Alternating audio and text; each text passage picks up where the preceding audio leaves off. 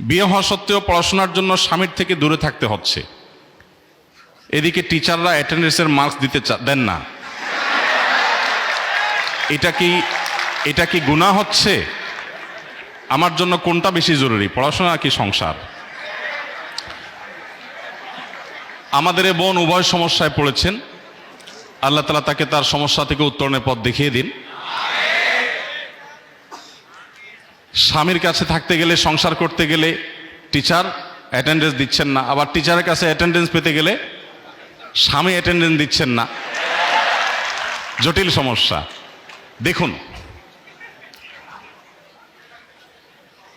ইসলামী শরিয়ার যে আদেশ নিষেধগুলো, এগুলো আমাদের অনেক সময় ভালো লাগে না, আমাদের অনেক সময় মনে ধরে না, কিন্তু বাস্তবতা হলো ইসলামী শরিয়া এসেছেই মানুষের কল্যাণে। আল্লাহ বলেছেন শারা আলাকুম মিনাদ-দীনি মা ওয়াসা বিহি নূহান ইলা আখিরিল আয়া। আল্লাহ যে শরীয়ত দিয়েছেন এটা লাকুম, মুফাসসিররা বলেছেন এ লাকুম আই লিইনতিফাইকুম, তোমাদের উপকারের জন্যই আল্লাহ শরীয়ত দিয়েছেন। অতএব শরীয়তের কোনো বিধান আমার বুঝে না আসলেও বুঝতে হবে যে এটা তিতা ঔষধের মতো, আমার জন্য কল্যাণকর। এবার আসা যাক উত্তরে। সেটা হলো, যদি কোনো নারী বিবাহের পর তিনি যদি নিয়মিত পড়াশোনাতে মনোযোগী হন, নিয়মিত পড়াশোনা করেন, কন্টিনিউ থাকেন, এদিকে অ্যাটেন্ডেন্স ঠিক রাখতে গিয়ে যদি ওই দিককার অ্যাটেন্ডেন্স তিনি মিস করেন, এবং তার স্বামীর চরিত্রের সংরক্ষণ যদি চ্যালেঞ্জিং ব্যাপার হয়ে যায়, তাহলে সেক্ষেত্রে সেই নারীর জন্য ইসলামী শরিয়াত দৃষ্টিকোণ থেকে তার সংসারকে প্রায়োরিটি দেওয়া বেশি গুরুত্বপূর্ণ। একটা অপ্রিয় মাসআলা দিয়েছি আমি, অপ্রিয় মাসআলা, অজনপ্রিয় মাসআলা, কিন্তু শরীয়তের নির্দেশ না এটা।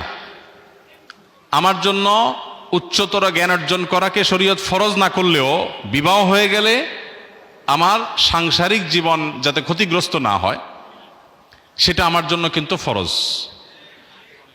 এই যে প্রায়োরিটি, এটা বুঝতে পারাটা গুরুত্বপূর্ণ।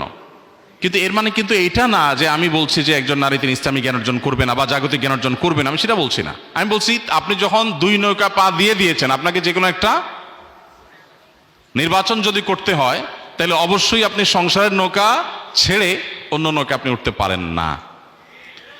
এটা হলো যদি আপনি দুই নৌকার কোনো একটা আপনাকে বাছাই করতে হয়। তবে এই পরিস্থিতি খুব রেয়ার কেস, খুব অল্প ক্ষেত্রেই হবে। বেশিরভাগ ক্ষেত্রেই সমন্বয় সাধন করা সম্ভব।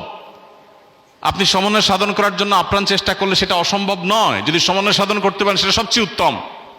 যে আপনি যদি পর্দা প্রশিদের সাথে আপনার জ্ঞান অর্জনকেও ঠিক রাখলেন, সংসারকেও ঠিক রাখতে পারলেন, তাহলে সেটা হবে সবচাইতে উত্তম। এবং সেটা চেষ্টা করলে খুব বেশি কঠিন কোনো বিষয় নয়, ব্যালেন্স করা অনেকখানি সম্ভব হতে পারে।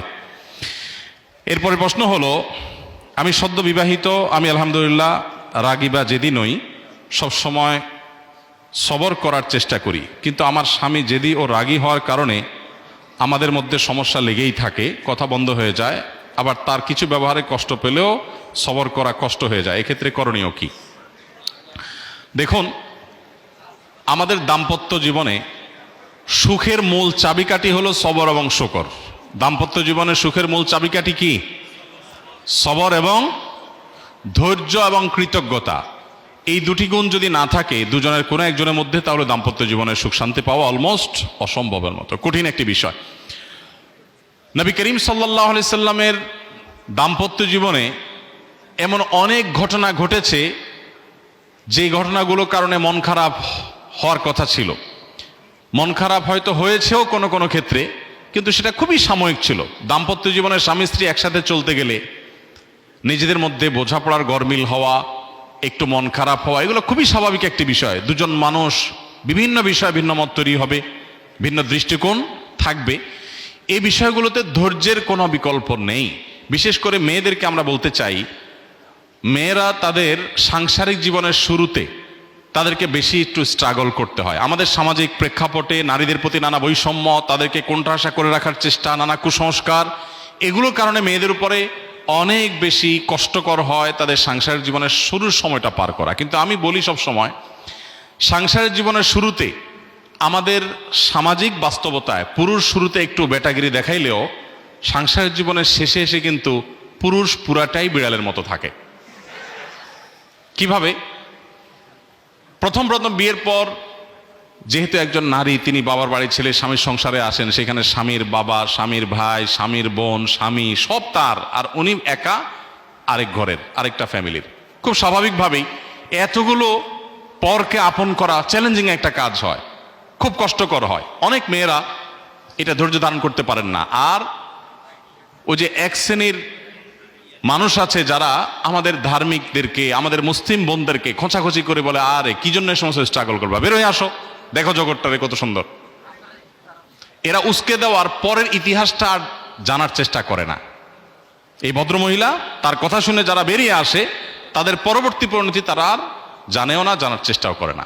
এর বিপরীতে যারা কষ্ট করে টিকে থাকে, যারা কষ্ট করে ধৈর্য ধারণ করে, সবর করে, নদীর কিনারাতে যে বড় বড় ঢেউ, এটা দেখে ভেতরে ঢুকতে যারা ভয় পায় না, সাহস করে এগিয়ে যায়, একটা পর্যায়ে তাদের এই কষ্টটা থাকে না। কখন কষ্ট থাকে না? একজন মেয়ে যখন স্বামীর সংসারে যাওয়ার পর প্রথম প্রথম কষ্ট হয়, একটা বাচ্চা হয়, আল্লাহ দেয়, দুইটা বাচ্চা হয়, সংসারে আস্তে আস্তে বাচ্চারা বড় হতে থাকে। এক একটা বাচ্চা বড় হওয়া মানে তার এক একটা বাহিনী দাঁড়ায় যাওয়া। এই ছেলে মেয়েগুলো যখন বড় হয়ে যায়, ডানে দেখে ছেলে দাঁড়ায় আছে, বামে মেয়ে দাঁড়ায় আছে, কয়দিন পরে ছেলের ঘরের ছেলে, এরপরে মেয়ের ঘরের মেয়ে, এগুলো যত বাড়তে থাকে, এই সবগুলোকে দিন শেষে মায়ের বাহিনী হিসাবে কাজ করে। বাবা বেচারা তখন সোফার এক কোণায় চুপচাপ বসে থাকে।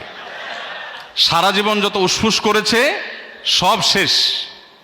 এখন ভদ্রলোক, পৃথিবীর সবচাইতে ভদ্র মানুষ হিসেবে সোফার এক কোণায় বসে থেকে বিনম্র আচরণ করে তিনি নিজেকে উপস্থাপন করেন। আর ভদ্রমহিলা যত বৃদ্ধ হতে থাকে, যত বয়স বাড়তে থাকে, তার সৈন্য সামন্ত লোকবল, তার বাহিনী ডানে বামে এমনভাবে তার বাড়তে থাকে। এরপরে পুরুষ এক কথার বেশি দুই কথা বললে বলে, তুমি মসজিদ থেকে আজকে এত তাড়াতাড়ি কেন আসছো? মুয়াজ্জিন সাহেব বের করে দিছে। বেশি কথা চলে না, এটা কিন্তু বাস্তবতা। এই জন্য বোনদেরকে বলতে চাই, সাংসারিক জীবনে শুরুতে শুধু বোনদের কেন, ভাইদের জন্য একই কথা প্রযোজ্য। সাংসারিক জীবনে দুজন দুজনের সাথে প্রথমে অনেক ঝামেলা তৈরি হয়, সবর করে টিকতে হয়। একটা সময় আল্লাহ তাআলা সুদিন দেন। আর যারা অধৈর্য হয়ে যান, তাদের সে সৌভাগ্যটা হয় না।